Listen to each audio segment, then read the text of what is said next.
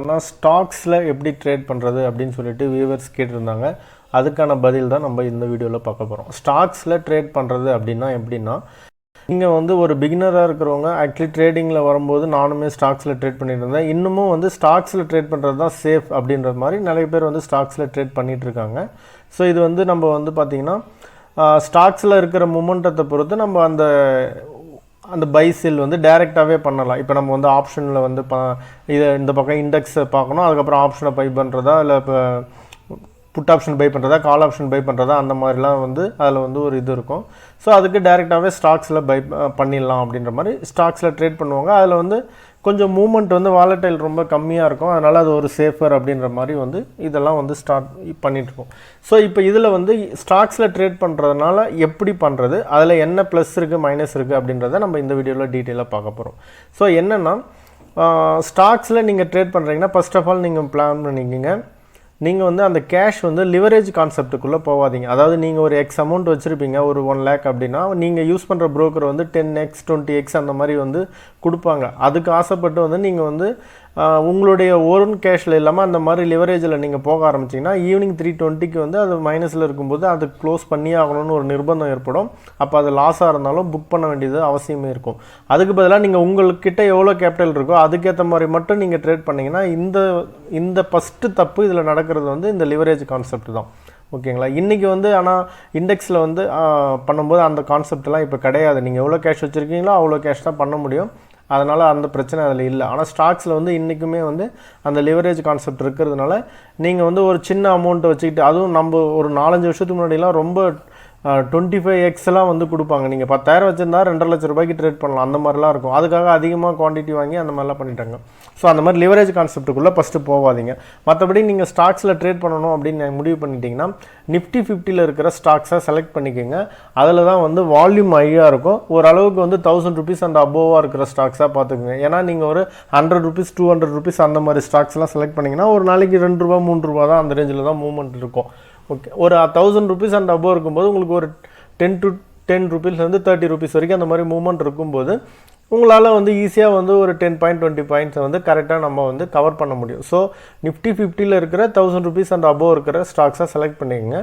நான் அதுக்கு ஒரு எக்ஸாம்பிளாக வந்து பார்த்தீங்கன்னா நான் வந்து இப்போ ரிலையன்ஸ் ஸ்டார்ட் ஓப்பன் பண்ணியிருக்கேன். இல்லாமல் நான் வந்து ஒரு ஏஷியன் பெயிண்ட், அதுக்கப்புறம் வந்து டைட்டன், ஸோ இதெல்லாம் வந்து நான் ஆட் பண்ணி வச்சுருக்கேன் நான் காட்டுறதுக்காக. ஸோ என்னென்னா ஸ்டாக்ஸில் ட்ரேட் பண்ணும்போது நம்ம ஏற்கனவே யூஸ் பண்ணுற நம்ம டெக்னிக்கல் படியே இப்போ ஒரு எக்ஸாம்பிள் பார்த்தீங்கன்னா நீங்கள் வந்து இங்கே வந்து 20 EMA வந்து பிரேக் பண்ணிச்சு இல்லைங்களா 2529 ரூபாய்க்கு.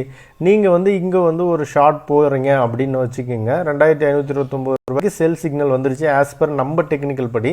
ஸோ நீங்கள் இதை இங்கே வந்து செல் பண்ணணும் அப்படின்னா 2529 ரூபாய்க்கு செல் பண்ணும்போது இங்கே 2537 ரூபா இருக்கு இல்லையா, இதுதான் வந்து ஸ்டாப் லாஸ். அதுக்கு முன்னாடி வந்து ஸோ எவ்வளோ இருக்குது இந்த மினிமம் ஏரியாவில் ஸ்டாப் லாஸ் வச்சுக்கிட்டு நீங்கள் கீப் ஆன் நீங்கள் வந்து அன்றைக்கி ஃபுல்லாகவே வச்சுருந்தீங்கன்னா கிட்டத்தட்ட வந்து உங்களுக்கு வந்து 2494 ரூபா வரைக்கும் வந்து கிட்டத்தட்ட கிட்டத்தட்ட ஒரு இது ஒரு 30-40 ரூபா கிட்ட உங்களுக்கு ப்ராஃபிட் கிடச்சிருக்கும். நம்ம 100 நம்பருக்குன்னு பேசினா கூட ஒரு 3000 ரூபா அந்த ரேஞ்சில் இருக்குது. ஸோ நீங்கள் அதே மாதிரி பார்த்தீங்கன்னா இன்றைக்கி வந்து இந்த 20 EMA வந்து எப்போ பிரேக் பண்ணுதோ அப்போ நீங்கள் லாங் போயிருந்தீங்கன்னா கிட்டத்தட்ட 10-10க்கு அந்த மாதிரி போயிருந்தீங்கன்னா 2508லேருந்து இங்கே வந்து பார்த்தீங்கன்னா 2532, இங்கே ஒரு 24 ரூபா கிட்ட உங்களுக்கு வந்து லாங் போயிருக்கு. ஸோ இதே ஒரு ஸ்டாக்ஸை நீங்கள் எடுத்துக்கிறீங்க, அதில் வந்து அந்த லைன் எப்போ பிரேக் பண்ணுதோ அப்போ நீங்கள் வந்து இது லாங்கோ ஷார்ட்டோ அப்படின்னு சொல்லிட்டு நீங்கள் அப்படியே போயிட்டே இருக்க வேண்டியது தான். இப்போ ஒரு எக்ஸாம்பிள் வந்து பார்த்தீங்கன்னா நெக்ஸ்ட்டு இப்போ நான் ஒரு டைட்டன் ஓப்பன் பண்ணுறேன்.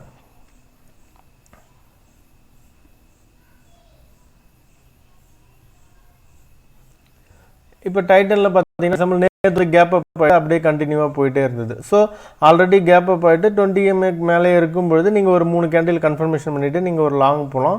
கிட்டத்தட்ட இந்த லைன் இங்கே பிரேக் ஆகும்போது நீங்கள் வந்து அதிலேருந்து எக்ஸிட் ஆகிருக்கலாம் ஆல்மோஸ்ட் ஒரு 20-30 rupees. இன்றைக்கி பார்த்தீங்கன்னா அதே மாதிரி இங்கே வந்து காலையிலேருந்து ஒரு கன்சாலிடேஷனு இங்கே வந்து பிரேக் ஆகும்போது நீங்கள் தெரியும் டுவர்ட்ஸ் CPR வந்து நம்ம டெக்னிக்கல் யூஸ் பார்த்துருக்கவங்களுக்கு ரெகுலராக தெரியும். இப்படி வரும்போது ஒரு 2660 ரூபா வந்திருக்கு, கிட்டத்தட்ட 2690 ஒரு 30 ரூபீஸ் வந்து உங்களுக்கு இது பண்ணும். ஸோ இந்த மாதிரி நீங்கள் ஏதோ ஒரு ஸ்டாக்ஸ் நீங்கள் எது வேணால் எடுத்து இந்த மாதிரி ஓப்பன் பண்ணி பார்த்தீங்கன்னா நீங்கள் இந்த ஒரே ஸ்டாக்ஸில் வந்து நீங்கள் ட்ரேட் பண்ணலாம். ஸ்டாக்ஸில் ட்ரேட் பண்ணுறது ஆஸ் வெல் அஸ் ரொம்ப சேஃப் தான். ஆனால் நீங்கள் கேபிட்டல் வந்து வச்சுங்க. நம்மளுடைய யூஎஸில் பெரிய ட்ரேடர் ஒலிவர் வேலிஸ்லாம் பார்த்தீங்கன்னா கிட்டத்தட்ட அவங்க ஒரு 5 ஸ்டாக்ஸில் தான் வந்து டோட்டலாக எப்பயுமே ட்ரேட் பண்ணிட்டு இருப்பாங்க. ஆப்பிள், இந்த மைக்ரோசாஃப்ட், அந்த மாதிரி வந்து ரொம்ப ஸ்டாக்ஸில் ஒரு குறிப்பிட்ட 5 ஸ்டாக்ஸ், அந்த 5 ஸ்டாக்ஸ்க்குள்ளே தான் டெய்லியுமே ட்ரேட் அவங்களுக்கு நடக்கும், அவங்க பேஸ்டான அவங்களுடைய டெக்னிக்கல் படி. ஸோ அதனால் வந்து இதுக்காக நீங்கள் வந்து ரொம்ப கன்ஃபியூஸ் பண்ணிக்கணும், நிறைய இன்றைக்கி என்ன ஸ்டாக்ஸ் போகும் அந்த மாதிரி தேட வேண்டிய அவசியம்லாம் இல்லை. நீங்களாக ஒரு 4 ஸ்டாக்ஸ் நிஃப்டி 50ல் இருக்கிற டெய்லி வேலட்டைல் ஆகிற ஒரு 4 ஸ்டாக்ஸ் செலக்ட் பண்ணிங்க. ஃபார் எக்ஸாம்பிள் சொல்லணும், இப்போ எம்ஆர்எஃப் எடுத்துக்கோங்க, கிட்டத்தட்ட 80,000 ப்ளஸ் இருக்கும் அந்த ஷேரோட ரேட்டு. டெய்லி அதோட மூவ்மெண்ட்டை நானும் பார்த்துட்ருக்கேன், 1000 ருபீஸ் அப் அண்ட் டவுன் நடக்குது. ஸோ நீங்கள் ஒரே ஒரு அந்த மாதிரி ஒரு ஸ்டாக்ஸ் ஆனாலும் அது ரேட் அதிகமாக இருக்குது. ஒரு எக்ஸாம்பிள் சொல்கிறேன், அந்த மாதிரி செலக்டிவாக வந்து, ஏன்னா ஸ்டாக்ஸில் ட்ரேட் பண்ணுறவங்களுக்கு ஒரு பெரிய பிரச்சனை என்ன இருக்குன்னா, இன்றைக்கி எந்த ஸ்டாக்ஸ் மேலே போவோம், இன்றைக்கி எந்த ஸ்டாக்ஸ் கீழே வரும், நம்ம எதை லாங் போகலாம், எதை ஷார்ட் பண்ணலாம் அப்படின்ற மாதிரி ஒரு பெரிய பிரச்சனை இருக்குது.